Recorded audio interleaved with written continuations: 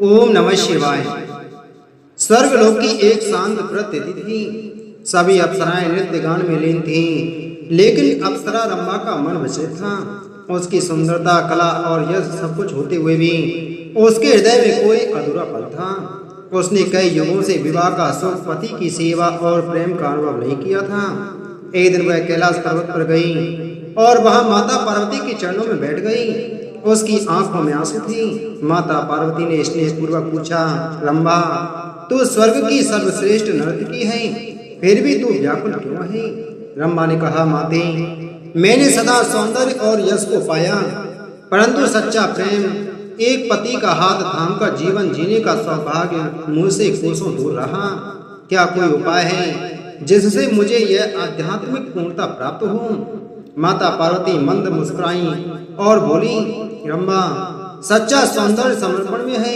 यदि तू चाहे तो एक विशेष व्रत कर सकती है, जिसे मैं स्वयं स्त्रियों के लिए सौभाग्यवती बनाने हेतु धरती पर प्रसारित करने वाली हूँ। यह है रंभा तृतीया व्रत। इसका आरंभ तुम्ही से होगा।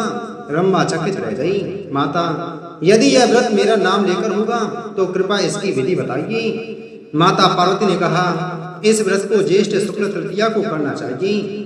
उस दिन स्त्रियां गौरी एवं तुम्हारी मिट्टी की प्रतिमा बनाकर पूजा करेंगी, उपवास रखेंगी और कथा सुनेंगी। यह व्रत न केवल सौभाग्य की रक्षा करेगा, बल्कि स्त्री के मन में प्रेम, त्याग और शक्ति का संचार करेगा।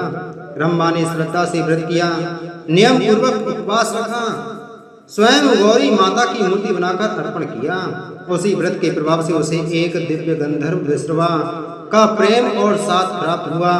उसे विवाह का सुख मिला और उसी दिन से वह आत्मिक शांति से भर गई। माता पार्वती ने उस दिन आकाशवाणी की, जो स्त्री रंभा की तरह प्रेम, समर्पण और श्रद्धा से यह व्रत करेगी, वह अपने जीवन में सच्चा सौभाग्य पाएगी।